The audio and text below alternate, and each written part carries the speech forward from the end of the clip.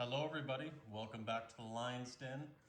We are in July of 1941 and the Nazis are on the move. They have marched into the Eastern Theater and have declared war on the great Russian Empire, which has already declared war on them, so it's kind of a moot point.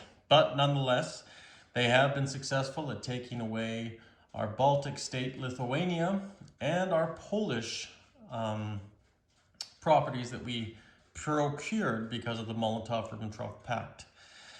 Nonetheless, they have not officially invaded home country yet, but we can only assume that that is what they're going to be doing. Here, we have seen the devastation of the Nazis, and we have seen them bomb Leningrad with 8 damage. Not a good thing to be in. On top of that, the Finns have joined in, and Wilhelm von Kleist has been sent up there to gather an offensive power in the north. In the middle, Army Group Center, rather, we have Guderian and his panzers and mechanized, self-propelled artillery. So we'll see what happens with his forces, as well as in the south we have Manstein with his forces in Romania. We have a true three-pronged pincer, Army Group North, Center, and South. And we will see what Hambone decides to do with that. However, we're not without our heroes. We have 2 Grand Guards armies. We have the 1st here in Western Russia, and we have the 7th in southern Ural-Kursk there, or in Ural-Kursk. They comprise, 7th is under the leadership of Zhukov. He has he has 4 motorized units. 2 of them are guards, 1 light guards, Katyusha, a tank destroyer, self-propelled artillery, and an advanced artillery.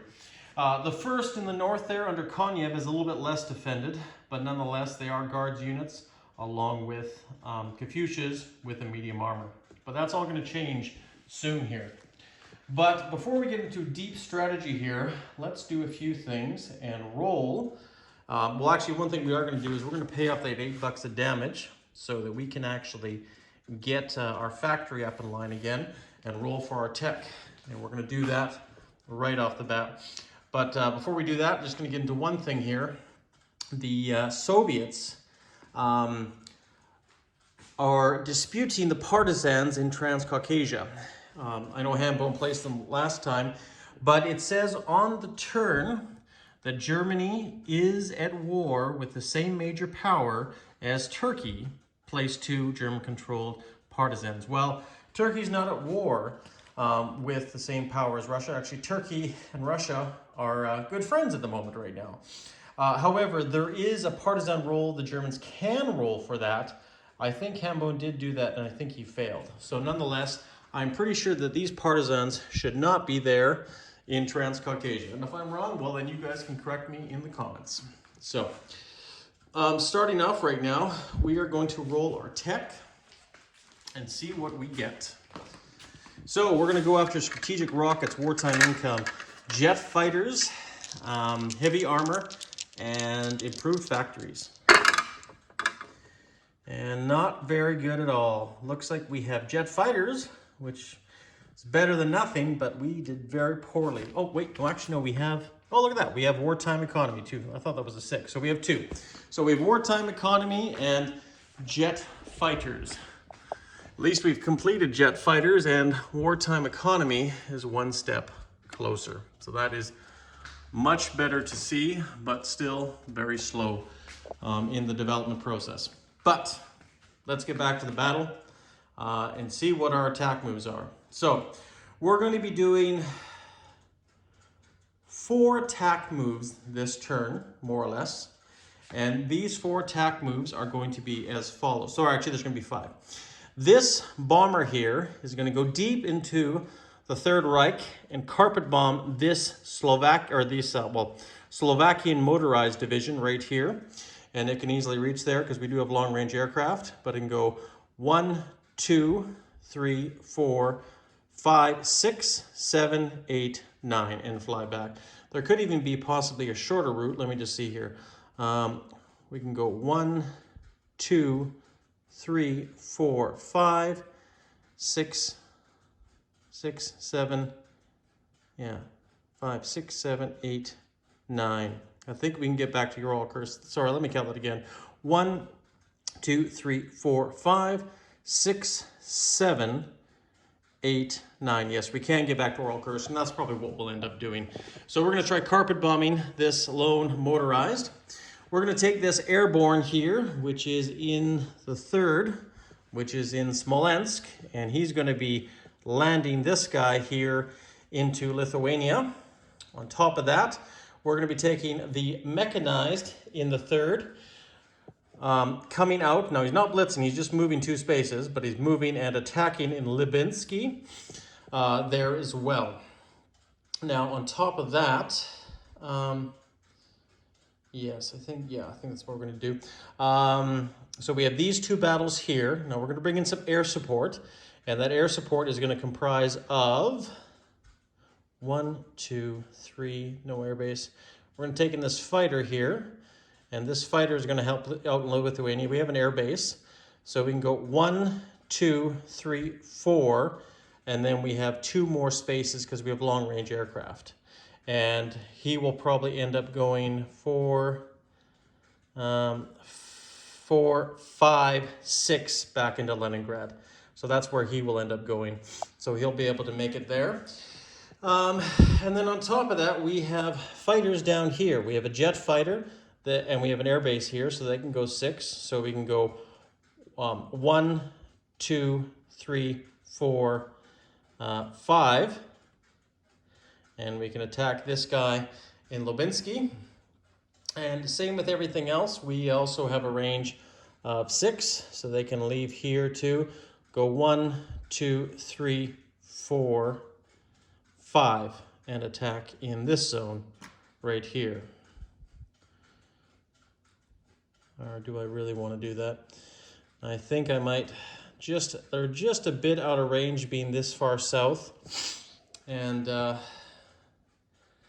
well, 1, 2, 3, 4, 5, 6. Yes, they could come to Smolensk if we go a different route. Or maybe not. You know what? I might have to scratch that. Sorry, guys. I thought that might be a better thing. But I think what we'll do is we'll keep this airborne here, and we'll take him into, oh shoot. You know what? Sorry, guys. You know what? I got to stop this. I think because we can scramble, they could scramble here in this airborne. This is actually going to go into Leningrad, and we're going to carpet bomb there. We're not going to carpet bomb here because I just realized the air base there, I'm sure they will. And actually, this was going to be my original plan. So I do apologize for that because the fighters can't scramble because there's no airplane base. So they will be able to carpet bomb at their leisure. Unfortunately, I'm just out of position on a few of my units down here, and there's not much else I can really do.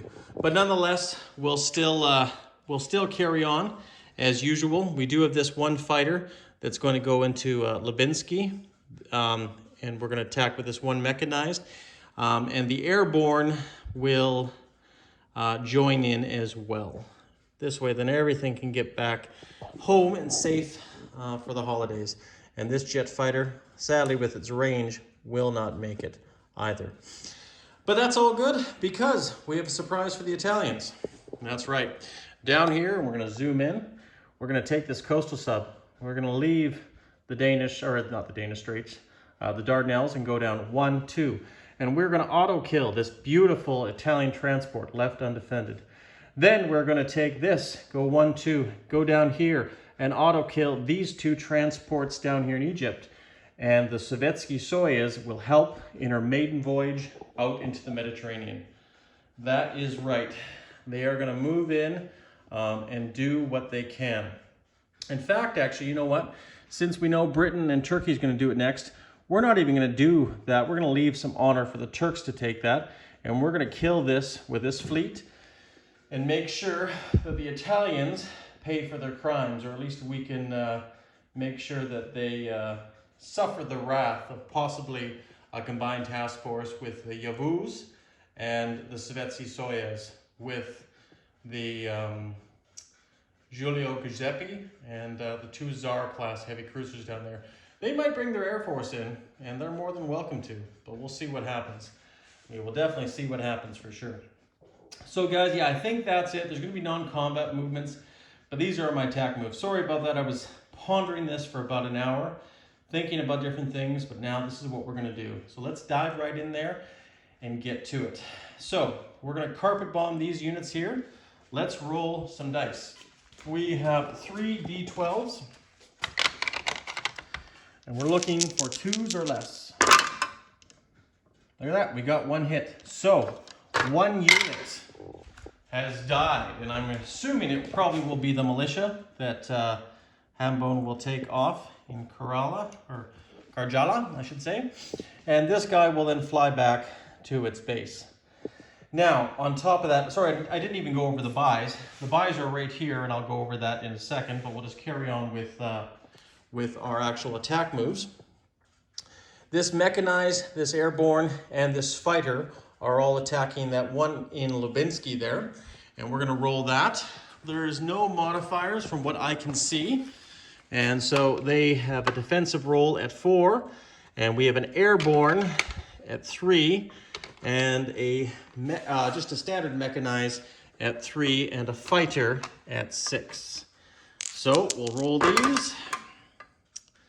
And we got a hit with the fighter, thank God. And look at that, he got a hit on us. So we're gonna take that hit on the airborne. And we are gonna free Lubinsky from Axis rule right now. And we are gonna make sure we move that fighter back. He was here, so he goes 1, 2, 3, 4, 5. I think I'm going to move him back into Smolensk and keep him there. And then we'll put our Russian Rondel back on some Polish territory with a mechanized there. Maybe we can divert forces into that area. Maybe not, we'll see. Try to slow the pace of the Russian advance. That is that attack, and we've done our auto kills down here. And we're going to take these 2 transports off and keep them as souvenirs, or keep pieces of them because they're sunk at the bottom of the Mediterranean. Now, I believe that concludes all my attack moves. Now it's non-combat movements. So let's do that right now. One small minor note. I am buying 2 militia. There's only 1 beer, but I'm going to put a chip under it for the CCP. And I also have a recruitment roll for the CCP, which I do not want to forget this time.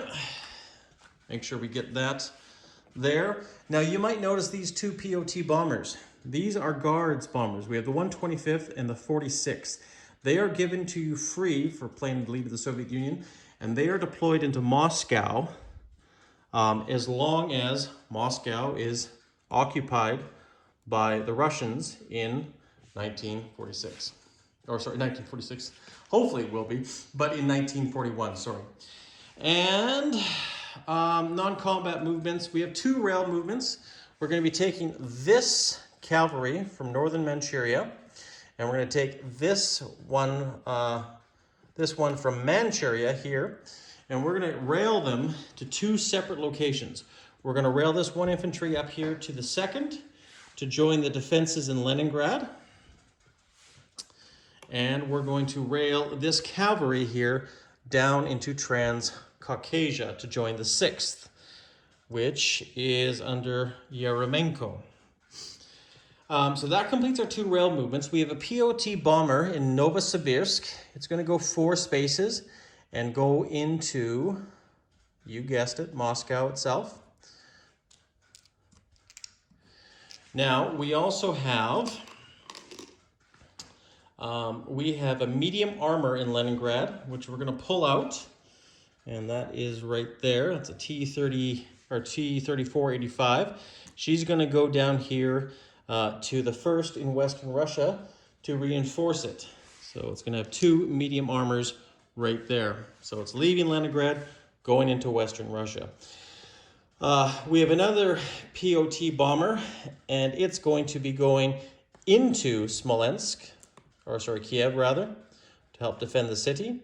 We have two paratroopers here that are actually going to go back, and they're going to go into Smolensk, or sorry, the two transports, I should say, going to go into Smolensk, where Rotmistrov is, and that's the Third Army. Just going to take them off there so it's easier to see. We have a jet fighter, which is going to go fly into Smolensk, a tactical and a fighter as well that will also be leaving there, but they will be going and joining the 7th Army down here in Orel-Kursk, I believe. I should just verify that name. Yeah, Orel-Kursk, and joining that army there. Now, we also have two motorized down here in Orel-Kursk. They're going to go north into Western Russia and join the 1st to help balance the might of the Soviet armies. And then, I think for the most part, we are good to go. Wait, no, actually, sorry. We are going to fly this fighter and this fighter. That fighter that was involved in that battle is actually going to fly on to Leningrad, because it can actually go there. Because it can go 1, 2, 3, 4, 5. Yeah, you bet. And it's going to defend Leningrad. We're actually going to have two fighters defending Leningrad. And we're going to have a jet fighter in Smolensk and a tactical bomber in Orel-Kursk. And one POT bomber. You know what? No, the POT bomber, we're going to leave Smolensk and bring it into Orel-Kursk as well. I don't have many planes, but I'd like them to stay alive as long as possible. So, that being said, we've completed all our combats. Now, our cities are in trouble. This is true, but there's also a lot of German units marching in there. So, there's not much we can do about it. We know that, but nonetheless, we will try. We have, down here in Transcaucasia, we have a militia and infantry. This infantry here is actually going to leave and go one space south into Azerbaijan. This unit is going to go from Azerbaijan into Iraq. This cavalry is also going to go into Iraq. And on top of that, we are going to move one infantry from the Crimea out and into Taridia, right there, to help defend that area. And I think that completes pretty much all our movements this turn. So now what we're going to do is we're going to go into place units. So in Leningrad, and I'm going to zoom in and try to be as steady as possible. In Leningrad right here, we have a sizable army.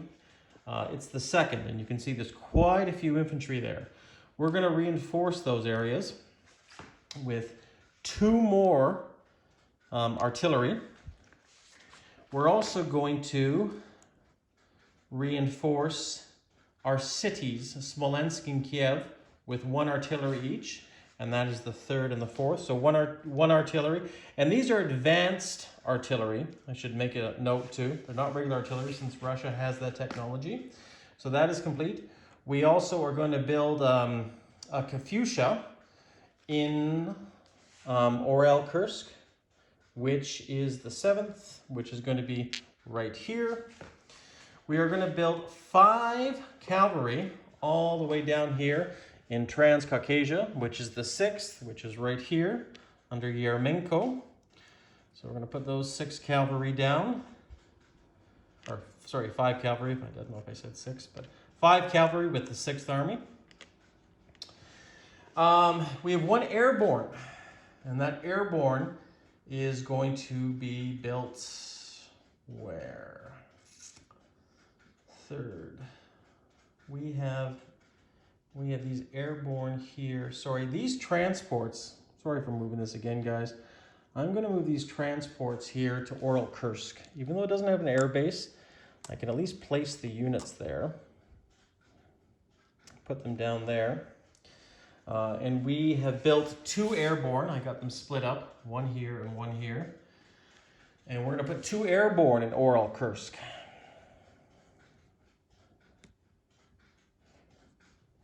Which we still have 2 more spots open. We're also going to be putting an anti-aircraft gun in Leningrad as well. And I think, yeah, actually we still have more room for more stuff. But that's it. We've expended our resources. We were going to send some Lend-Lease to possibly London. Or not London. London's occupied right now, the United Kingdom. But there are German U-boats in the way. We have U-9 up there blocking that. We don't want to risk interdiction. And right now we just can't afford to send anything to Turkey because of the major threat on Leningrad. But at least Leningrad has been repaired. In Leningrad, we're going to put 1 militia down. And here in Transcaucasia, or actually not Transcaucasia, in Azerbaijan, in southern Iran, and in Iraq, we're going to put down 1 militia each. We are trying to stop Italian aggression from going into the Middle East. We will hopefully see if that does prevent that. And on top of that, guys, I think my turn is over for the Soviets. I'll do a double check here. But while we wait, we're going to put 2 militia once again down here. And we're going to put them in the Himalayas for fun. We're just trying to build as many units as we can. And hopefully that might stem off the tide. We're also going to have a recruitment rule. We're looking for 4 or less. Lucky pink. And we got 8. No go. No go. But the CCP takes its $4 back again. And what's our income? Well, we have lost some. And hopefully I've been correcting that. I think we should be at 58. We've lost Lithuania, we lost Poland there. I'll have to double check that, but regardless, nonetheless, I'll make sure it's the correct income. But if it is, we still have control of our 3 cities, so we get 3 city dollar bonus, and we're going to be up to 61 if that's official, but I think it might actually be at 60. $60 for the Soviet Union and no wartime income. And right now the Germans can outbuild us. Hell, even the Italians with them helping us. They put all their income here. You know, it's not going to be a good slog. The only good news is that we have taken a lot of focus off of Europe right now, and a large part of their forces are moving into Russia. But my general strategy is going to be to try to hold on to the cities within reason. But I think Kiev in the southern areas might fold quite quickly. But as they get closer, my grand armies, the 1st and the 7th, are going to get stronger and stronger. And hopefully, we'll see what happens. The 6th now has 6 cavalry and are in a position to stay in Transcaucasia and either possibly reinforce into Iran or Iraq, or march north in the defense of Stalingrad and a few other areas. But for now, we hope, and I stress we hope, we can hold out until those lovely Yanks arrive across the Atlantic. Okay, guys, pads are getting here. I know I'm missing a few things, but you know what? I'll correct it all later.